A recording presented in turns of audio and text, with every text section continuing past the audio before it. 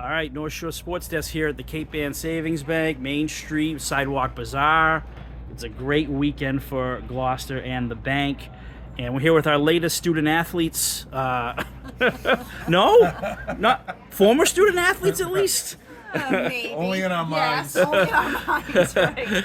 Why don't you introduce yourselves with the name and title, guys? Start with Sure. Mike. Thanks, Tom and Nick. I'm Mike Lester. I'm the bank's executive vice president and the head of the commercial lending department. We're just happy to be here. Sweet. Hello, I'm Jen Orlando. I'm the vice president of marketing and equally happy to be here. It's a great morning. Yes, it is. Cool VPs, Nick. I mean, this is like a Right. pretty elite company here. But Nick, why don't you start with Jen, because she's the keeper of this long-time program here with the North Shore Sports Desk, where we interview these wonderful student athletes. Yeah, exactly. I mean, Jen, take us to the state of the program, how you pick the winners, and your thoughts on the winners. Obviously, we made 6 good decisions again. You nail it every year. Yes. So I came back full time to the bank in 2013, and this program was already happening. So basically, what happens is Nick views the students as they're competing in their sport, works with the coaches, and determines a student athlete winner each week. It's a 39-week program. They are then interviewed and put into this big pool, and at the end of the year, what we do is we go to the school's athletic directors and administrators, and they nail it down to the top male and female for Gloucester High School, Manchester Essex High School, and Rockport High School to be named the Cape Ann Savings Bank Student Athlete of the Year. The criteria for this, it's pretty impressive. These kids are not just talented in their sport, so they are excellent in their sport, excellent in the classroom, and excellent role models in the community. So it's a 3-part criteria that has to be met. The nice thing is that the athletic directors, it's hard because a lot of the kids, they'd like to pick everyone, but they really work hard to determine the winners. So the 6 that we had this year are pretty amazing. Yeah. All heading off to bright futures. Yeah, and it's not an enviable task, right? No. When you get down to like the final 2 Yeah, or it's something, hard. you're like, Yep. Nick and I talk all the time, like, how do you make a choice between these two? Yeah. You have to, at the end of the day, you have to pull the trigger, make the choice, but man, Right. these kids deserve it. Mike, and it seems to be like this program, the Student Athlete of the Year program, seems to be like a microcosm of what the bank values, and that's community. For sure, Dom, and it's just like Jen said, these student athletes are very involved in the community as well as the classroom and on the fields, and it's a great match for the bank because not only does the bank contribute to over 150 nonprofits on an annual basis, most if not all of our employees take it seriously as well and are very involved in the community and on their own as well. Yeah. So it trickles down from Marianne, from Bucky Rogers before Yep. Bob Gillis, from Bob Gillis down to Marianne Smith. We take it very seriously, and we're so proud when we can go out and see some of the staff delivering meals for the Open Door, working at the Gloucester Ed Foundation. So it's something we're very proud of, and we take it very seriously. And when we put our name on a billboard and say that we're a community bank, we walk the walk. We do, absolutely. Nicely Yeah. said. Yeah. So it seems like the kids do too. When we have one, was it Francesca couldn't make it because she's manning Straits-Mouth Island. Yeah, Yeah. isn't that something? Michael Murphy runs the referees for the local Soccer tour, league. yeah. These kids also heavily involved in the communities as well. So Yeah. impressive. Very Yeah. impressive. Yeah. So one nice thing part of the program is that Kelly Media Sports Desk presents the kids. Hey, that's with us. That's you. With a really nice commemorative plaque, and Yeah. Cape Ann Savings Bank awards each student athlete an award check of $1,500. So that doesn't hurt either. No, it doesn't. So yeah. So it's a It's nice. a terrific partnership. It's we a have with terrific you guys partnership, as well, so. long standing. So It really is nice. It gives us a great reason to go out and find these kids and highlight them and give them notoriety and let them, share their public thoughts and hopefully inspire other kids to excellence like that. Absolutely. And Mike, tell us a little bit about the bank. What's hot lately? I mean, I know, coming out of COVID, it's all about adaptability, right? And being a digitally savvy bank. Yep. in addition to that tried and true walk-in brick and mortar feel. Hey, how you doing with the Yeah. tellers? How's your kids? But then you got to adapt to the mobile app world, the digital world. So how's the bank sort of handled that the last 3 years? Well, you hit the nail on the head, Dom. I mean, that's how we compete. We're not Bank of America. We're not going to have a branch or an ATM on every street corner. The reason why we're successful is because we are in the community. We're present. We open our doors on Main Street every day. We just opened an office last year up at Gloucester Crossing. We're in Manchester and in Rockport. So we like to pride ourselves as being the most convenient bank on Cape Ann. Yep. And convenience also speaks to the technology side. Are we ever going to be the industry leader in technology? Probably not, but we do quite a bit to keep up with the larger multinational competition. Yeah. So yeah, it's a balance. We want to remain local, and we are going to remain local, and we want to still continue to evolve and grow those electronic products and services as well. So Yeah. you actually hit the nail on the head with most community banks' strategic plans, trying to stay local, but trying to evolve at the same Exactly. time. Yeah. So, geez, you looking for a job? Yeah. Yeah, right.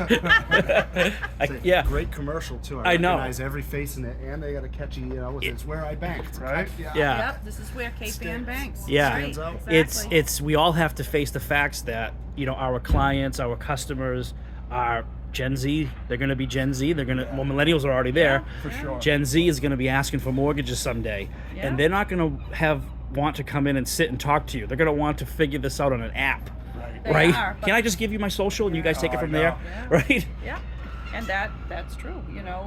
The digital world is just ever evolving, and my Yeah. daughter lives in Connecticut. She still has her Cape Ann Savings Bank account. That is what she uses. So there's no state lines.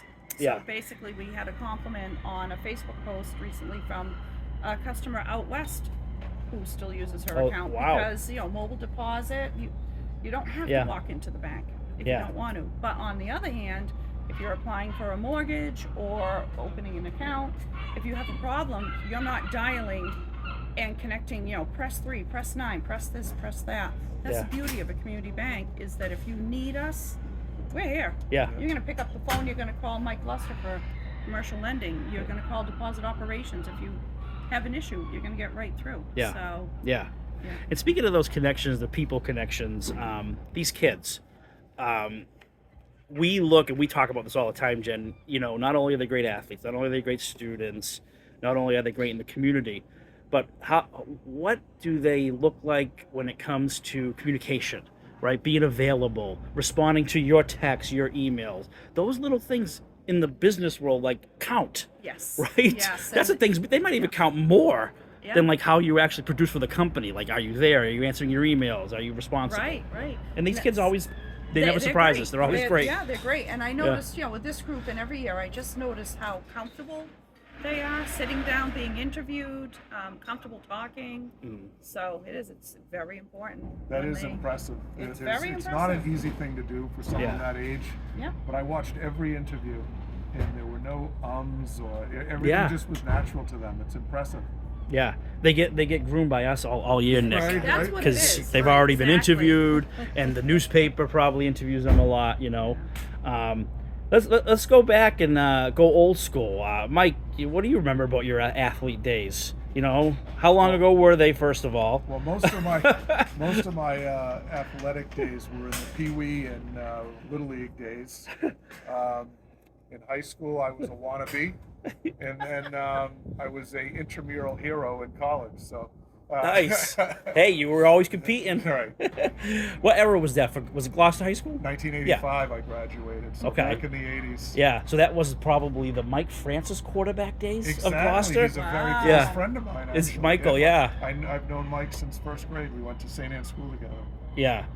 Funny story, when I played Salem State baseball, Ken Perone was my coach. Yep. And Mike Francis had played for Coach Perone. He used to tell me stories about him. And the big story he said was he could not pull Mike away. He said, when we left the Logan Airport to go to the Florida trip, Mike was kissing a bunch of girls goodbye. Oh, And then when we left Tampa Airport to come home, Mike was kissing a bunch of girls goodbye. That's the Mike Francis story for Oh you. my God. But going back to your high school days, Jen, what do you remember about athletics and what it brought to the community? And I was a fan. You were a I fan? wasn't an athlete. I was a fan. I was Yeah. in the stands, the bleachers. My athletic talents were ballet, tennis, and figure skating. So Yeah. that was sort of what I grew up with. I wanted to be a Plum Cove Pirate. I wanted to be a Royal Yeah. Rocket cheerleader. Yeah. But my dad had other plans. So Okay. yeah. But yeah. here you are, I at the can- Cape Ann Savings Bank, and I can still figure skate. There you I go. Can, believe it or not, I can still Oh, figure that's skate. terrific. Back crossovers, yeah. It's like riding a bike, yeah, except for if you fall at this age, you probably don't get back up. But going back to your question about what Yeah. it means to the community, Yeah. isn't it evident when, like, the number of followers on Twitter when people are trying to get a score from a Gloucester game out Right. of town? You look at the following when there's a little league team in the district finals, when there's a hockey team playing in Lowell, the number Yeah. of followers. I mean, athletics are huge in this community. It It brings is. everyone together, and I think we've all seen it firsthand for sure. yeah. Football used to bring us a lot of that joy, Yeah. and then they've been a little down lately. But hockey brought it back last Yeah. year. Last year. Yep. The last Yeah. few years, it's 22. Yeah. Even the baseball tournaments, the success we've had in baseball, a bunch of people heading up to Lowell and the Brockton Rock Yes. Stadium, and it really does bring a community together, and all four of the communities. Everybody's seen some success. Manchester, Yeah. Essex, Rockport. Yeah. So, Well, we can't thank the Cape Ann Savings Bank enough for being a sponsor of the North Shore Sports Desk, help keep us going, but also help bring the athletes, to the fore, right? And bring their great stories of academic and athletic success. I want to give the final word to you guys. Can the community, this will air next week sometime, so the bazaar is a big deal for the bank. That's over by the time this airs. What's next? Is there anything fun community events going on, or something for the fall that people should look out for? Well, we're hoping to have another community shred day, so stay tuned for that. And yeah, we will be present down at the Harvest Fest, the Country Music Festival, which is the Addison Gilbert Citizens Fund. Nice. That is in early September on a Saturday. We'll be over in Magnolia at Magtoberfest. Nice. So we are everywhere, here, there, and everywhere. August is festival month, right? Festival month, and just volunteerism. We have, like Mike had said, we have a pretty large group of trustees, corporators, and bank employees who deliver for the open door. So Yeah. you'll see us where there's an event. You'll probably see us. Yeah, it's Sweet. It's a terrific time on Cape Ann in August. It is But it exciting. also means the end of summer's approaching, and I'm It not gets ready sad. for that It yet. gets sad. Yeah. Yeah.